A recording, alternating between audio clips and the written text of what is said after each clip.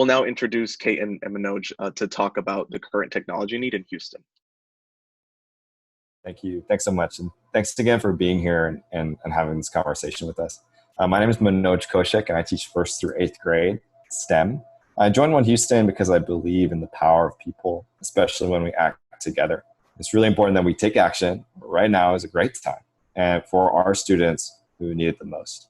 Having conversations with you is part of that process. Hey everyone, my name is Kate Gibson, and I'm a kindergarten teacher in Fort Bend ISD. I joined One Houston because I really believe in the power of the conversations that we're having and the people that we're bringing together to create positive change for our education system here in Houston. And again, thank you all for being here with us. We really appreciate it. So last week we talked to a variety of people about technology issues, and some of the issues that they said they were experiencing were related to access to devices, access to Wi-Fi, and the speed and effectiveness of those devices and Wi-Fi. So a lot of concerns have impacted students' ability to complete their assignments and to continue their learning during the school closures. Right. So Trustee Villaseca, this question starts for you. Governor Abbott announced that schools would be closed through the school year. As schools move to online learning, school districts are scrambling to fill the tech gaps across districts. So what's HISD doing to close that gap? Yeah, as we know right now, the inequities that we knew existed before have been exacerbated and are really in our face, and our students are faced with incredible challenges in being able to continue on with a normal day-to-day activity. And I think it's our job to continue to push and ask, really, what are we doing to increase access to broadband and devices across the district? We previously, before COVID-19, the district had a Power Up initiative where secondary students, high school students had access and have access to laptops, right? And so that we know that there is not as much of a gap as far as device access is concerned at high school, but the majority of our students are elementary students and middle school students in the district. And so, we're happy that the high schoolers are able to transition a little bit more seamlessly with the device access, but still many students don't have unlimited data on their phones to tag into a hotspot so that they can actually access some of the different the hub opportunities and different learning modalities online, right? And so that is a problem.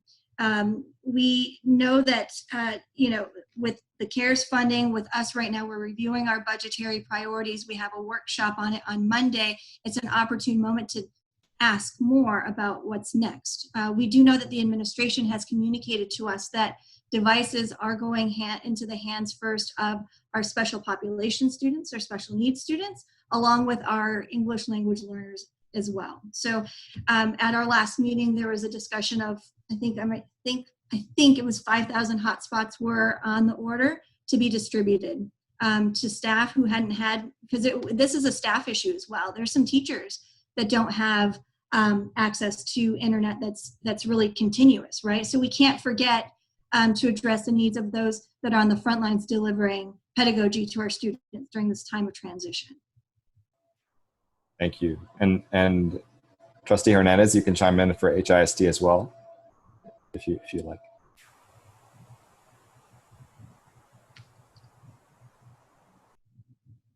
Yeah, I believe what Trustee Villaseca is, what she said is correct.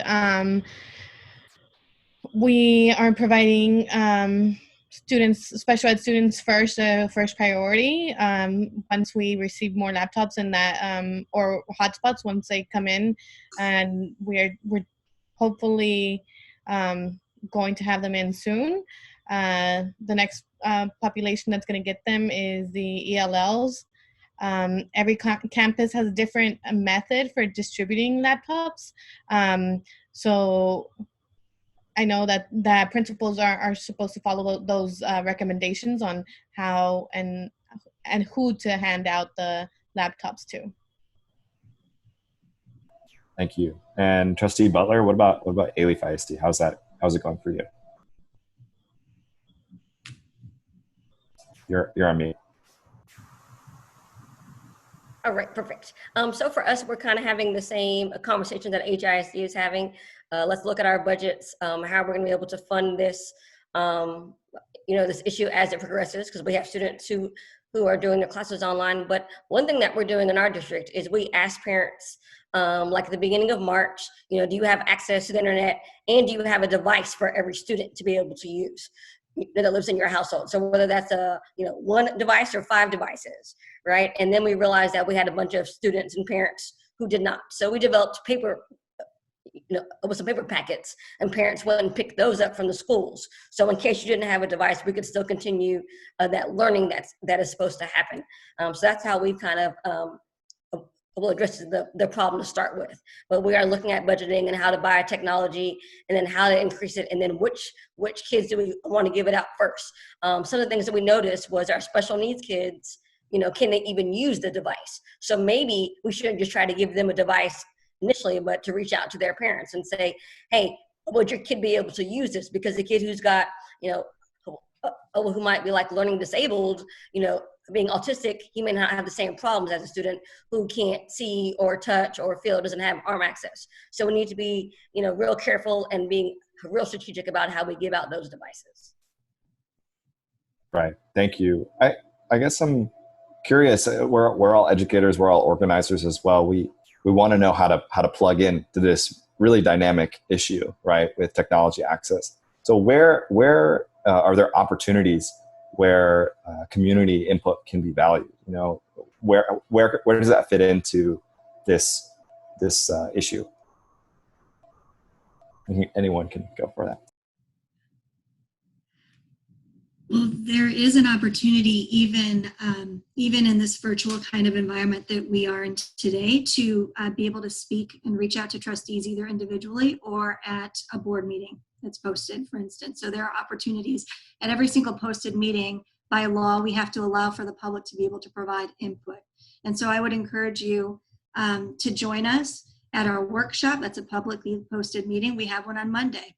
And it's to talk about the constraints that Trustee Hernandez mentioned earlier today, that we have our emergency constraints, so that there's more of a narrow focus for Dr. Lathan, the superintendent, to be able to really focus on the health, safety, and the ongoing learning of our students, right? Those are the 3 priority areas. And so that would be an opportunity to talk about it there. And then also we're having a budget workshop. So bringing this topic to light, again, it's important. We're not going to be taking any action on the budget, but to hear folks from the community that are really, really concerned and have experienced this firsthand, also students, to tell the story about, like, look, I'm here, I'm ready to engage, but I can't, and this is why, and we need your help, right? And I know that we have hotlines in place to address tech concerns, to address some of the questions that parents might have on homework or on access to food and nutrition. And there are some different things that HISD is doing during this time as far as outreach is concerned, but still that lag time in between of actually getting the tech or getting the broadband, into the hands of our students as they're trying to make their way right now during this time. I think also a little bit more broadly, there's lots of money that the federal government is giving out. And so as a community, how do we reach out to other elected officials in order to tell them, like, hey, education needs money, right? All of our students are being affected right now because of what's going on. We have some students that don't have technology, that are at home, and, they are not able to access the internet and learn in the same way that some more privileged students are able to learn. So how do we reaching out to elected officials saying, hey, maybe, some of those monies should be going to, public Wi-Fi, or, more money to school districts, so that their budgets are not as tight because they're buying thousands of Chromebooks or whatever it is, technology.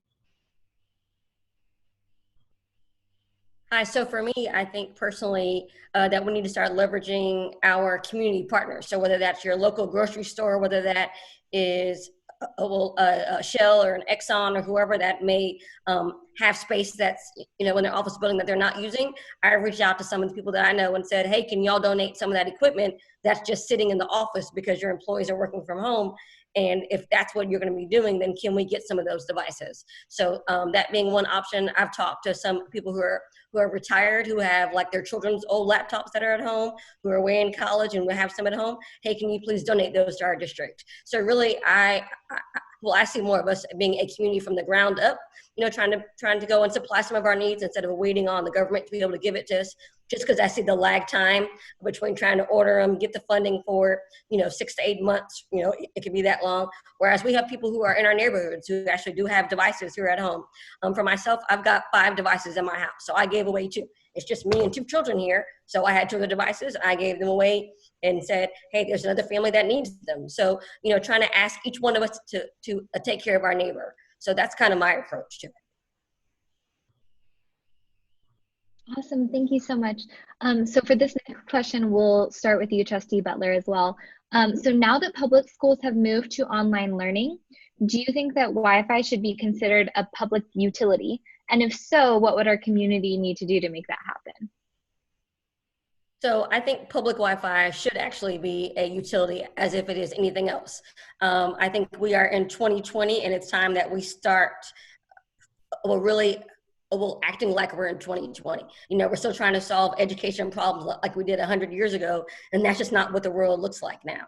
So when I talk to Centerpoint and when I talk to, TXU and Reliant, I reach out to them regularly and asking, hey, so what kind of technology, what could you give as the communities? Whether it be that you go and install extra, a platform somewhere else so that kids can drive up and use those, or whether I reach out to Walmart, who's got free Wi-Fi. So all of our Walmarts, I've asked them to turn on their Wi-Fi access so our kids can sit in their parking lots and do their homework.